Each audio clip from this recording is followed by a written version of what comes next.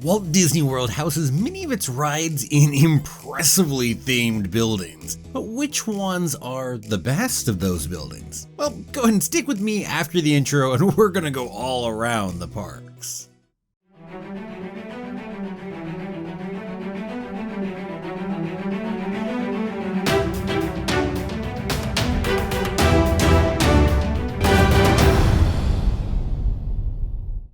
Well, hello there! My name's Jeremy and welcome back to Freeform Disney. For longtime viewers, you have been more than patient here. It has been, let's just say, far too long since I put out a video, let alone a Disney Parks video.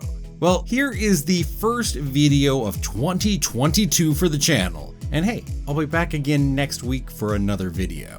Moving right along, today we are running back over to Walt Disney World and talking about my favorite ride buildings. Now you go, ride buildings? What's ride building? Well, the ride buildings have been part of what sets Disney parks apart from many other theme parks, certainly to me. They're generally super thematic, and what we as guests get to see disguises all the ugliness of the buildings that you might see in other parks. And to pick on Knott's Berry Farm down in California just a teensy bit, these are some examples of not hiding your buildings well. And ooh, ew.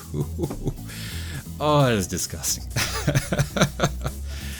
Now, Disney used to have a bit more exclusivity on really having these thematic buildings, especially Universal coming up really has changed that one. But still, even so, Disney still excels at this. Theming, always one of the great things about being at Disney Park. You feel like you're elsewhere. Anywho, before I jump into the list, let me tell you what I'm counting as ride buildings here. Now, as I'm looking at rides, that means we ain't talking about Cinderella's Castle and No Enchanted Tiki Room, no matter how cool those buildings both are, and they certainly are. If I'm just talking about coolest buildings in the parks, certainly Cinderella Castle's on there. Enchanted Tiki Room might make a top 10. That might be a little trickier there. I mean, there's really a lot of cool buildings.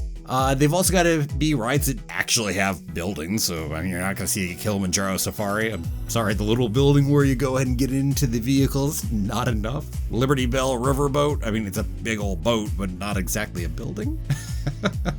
And Mad Tea Party has a structure, but I wouldn't exactly call it a building.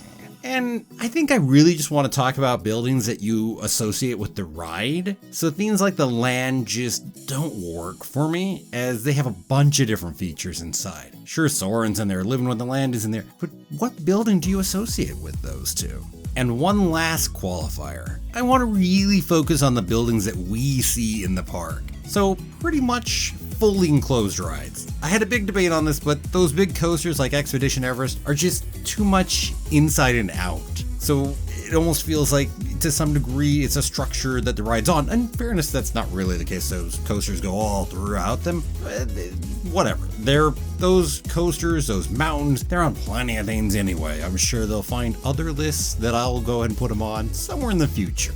Okay, lots of preamble and setting up what the heck my list is and why I'm doing it and why ride buildings are just cool freaking things. Well, on to the list and we'll see how it compares with yours.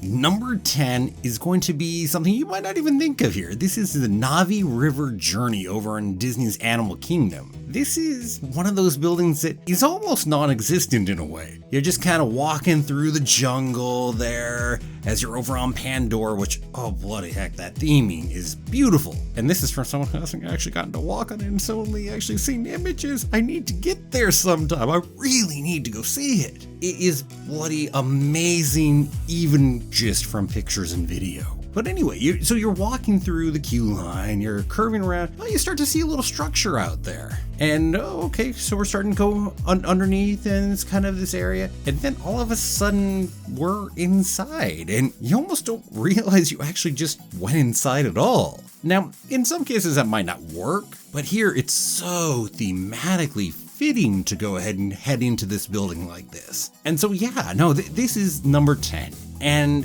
that ability to so thematically fit that it doesn't feel like I just walked into a building, that actually can be really impressive. And this is not the only one on this list that does that. There's a bit more that will too. Okay, let's move on to something that you very much know is a building. This is number 9 and it's Mission Space. Now, for me, I am a big fan of space in the first place, so maybe on your list it might not go as high. But I love just the look of this one. And I know it's actually, in some ways, the least Disney building, I think, as far as what's on this list of 10 anyway. But it just really catches me. And I love seeing the planets in there.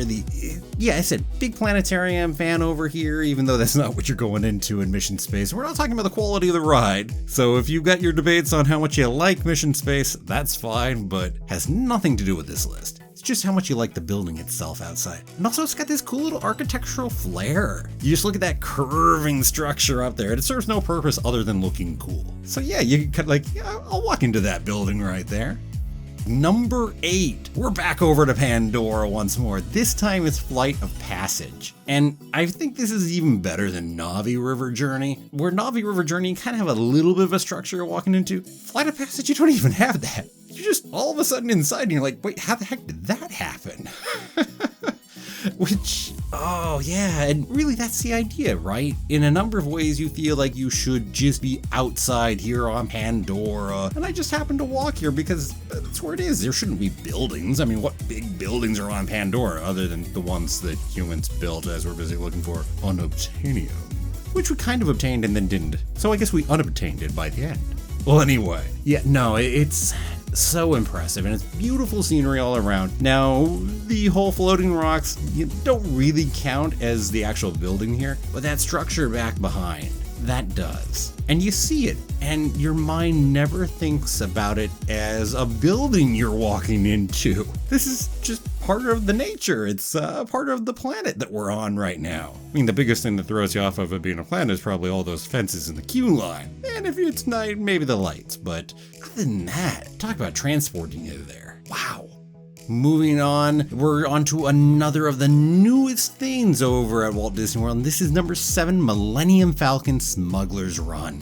If that Millennium Falcon itself was actually what you were walking into and that was the building, oh man, this would not just be number 7, this would be higher. But it's not actually the building, even though you have beautiful views of it as you're going in. But even then, one of the really impressive things about Galaxy's Edge is just how well themed it is. I mean, dang. I debated putting this higher just because I love the theming of it so much. It didn't quite make it, but oh yeah. You walk into this main spot and then, hey, we're just walking down a hallway and hey, I've seen the Falcon the whole time as I'm walking in. And I'm walking up the next bit. Eventually we walk around and we're up top side and we're looking out. And those parts are actually what you see from the outside, these hallways that people are like. And I can believe that in Star Wars world right here. Sure, I can believe we're over there. Batu. And yeah, because of that, the thematicness definitely works for me. Number 6. This is going over to Magic Kingdom. We're going under the sea on the journey of the Little Mermaid. Now, this is really neat from the outside, actually. And it's kind of the building, kind of not. It's a weird little trick as to what you call the building on this one. I grant that, but it's still, I mean, wow, look at this. This is more modern Disney, definitely putting some work into a beautiful scene and making this actually come to life. So we actually see the castle up there. And intriguingly, it's another one of those that you just kind of end up suddenly inside all of a sudden. You're walking forward, you see these waterfalls, a rock face, and then you're in the rock face. And that's you walking into the building, actually. So really, this whole rock face is actually almost more the building than the castle is that you see, but it's kind of all there. And I just think, what a cool building. Well done. Keep up the good work, Imagineers. Number 5. Oh, tricky. This is Mickey and Minnie's Runaway Railway. This used to be the great movie ride until very, very recently. And to be honest, the thematicness of it worked slightly better as a great movie ride. But at least Mickey and Minnie's Railway still has the whole film idea to it a little bit. This is the whole Chinese theater from Los Angeles over in Hollywood. And here it is, right here in the middle of Hollywood studios. And it is an impressive, beautiful structure. If you're looking for those centerpiece structures for Hollywood studios, always one of the debates. This certainly is one of them. Certainly. And oh, beautiful structure. I even like walking into it. You're just heading right on in almost. Well, okay, it's a little trickier than that. But yeah, you see this from across the way, and it's a really good way of hiding the big old building without making me feel like it's just a warehouse. Beautifully done. Next up at number 4, we're staying in Hollywood Studios, and well, you could see it from where we were. It's Tower of Terror. You knew this was going to pop on the list somewhere. The only question was at what number. Tower of Terror can't not make a list like this. And yeah, a lot of rides have actual ginormous buildings beyond what you really see and what we're talking about on this list. And then there are the ones that, well, you pretty much can see most of what's going on. And Tower of Terror hits this. Impressive building. And it has to work from the backside too. And in a very different way because you can actually see it from Epcot. So it has to look like it's just part of the Morocco skyline, which is part of the interesting architecture we get on Tower of Terror over in Disney World. But anyway, on the Hollywood Studio side, as you're walking into it, oh sure as heck, I feel like we're looking at this old hotel that's seen better days. It's massive. It certainly could work in our Twilight Zone kind of horror-y, maybe more thrillery kind of style. And oh yeah. It is definitely one of the best buildings over in Disney World for a ride building, or even just any building, really. But it's only number 4 here, so obviously we got more to go. Number 3, Space Mountain. Wow. Now this is one of the biggest ride buildings, actually, in the world, really. And it's actually considerably bigger than Disneyland's because it has 2 sets of the coaster inside instead of just one. So it's a good twice as large or more. And sometimes you don't think about that size difference if you've been to both parks. Part of that's probably that Magic Kingdom itself is considerably bigger than Disneyland. And so the scale kind of works a little that way without even thinking about it. And yeah, I know Space Mountain in some ways is a relic of an older Tomorrowland too. And yet I just love the structure. Loving the ride doesn't hurt. And who knows, maybe you ask me in another 20 years, it'll be down lower on this list. You know, even without making other really cool buildings. I don't know. But it still just works for me. Love seeing it from a distance. I love seeing it lit up. I love seeing it at night. Beautiful building. Number 2, Haunted Mansion. Oh man, I'm such a Haunted Mansion fan. And Disneyland and Disney World have very different Haunted Mansions. Both are cool and different styles, and definitely Magic Kingdom's beautiful, impressive building. Sets the theme so perfectly as we're coming up to it, getting ready to head down into its depths and go ride and get into our doom buggies. So yeah, no, I love this thing. The carriage out front is a nice touch. It's not the building here, and that's what we're talking about. But look at that building. I mean, you believe this as a real building, and yet a very thematic one for what's going on too. Yeah, no, give me a postcard for Magic Kingdom. It better have Haunted Mansion on it. Now, number 1 is Spaceship Earth over at Epcot. And frankly, this is one of the more impressive buildings in the world. Not just a Disney park or a theme park or anything else. This is, quote unquote, a full geodesic sphere. Look at that thing. And it's huge. Now, admittedly, it's only 180 feet tall, and if we'd ever actually had the Westcott expansion, that's something we should talk about someday. They would have actually built a 300-foot tall one over on the West Coast. You talk about this being a wonder. Whoa, now that would have been impressive. So maybe if you're interested someday, we'll talk about the Westcott that could have been instead of California Adventure as we end up getting. But for the meantime, Spaceship Earth is our big, super impressive sphere. You can go look, you can even go do a Google and look for some of the most impressive domes in the world. And you'll find a bunch of domes. You'll even find some 2/3 spheres and things of that nature. You're not gonna find much of anything that really rivals Spaceship Earth in terms of a geodesic sphere. We just don't have much of anything that does that, which is part of why, really, again, in terms of the world, it's one of the most impressive buildings. And I love marveling up at it. And look at the different ways you can light up this building. Oh yeah, very, very cool. Very impressive. And it has a ride inside this whole thing too. It's not just a really cool, pretty looking vault. It's actually functional. And that's one of those things that even me, sometimes you just don't think about the fact that there's the whole ride in Spaceship Earth inside.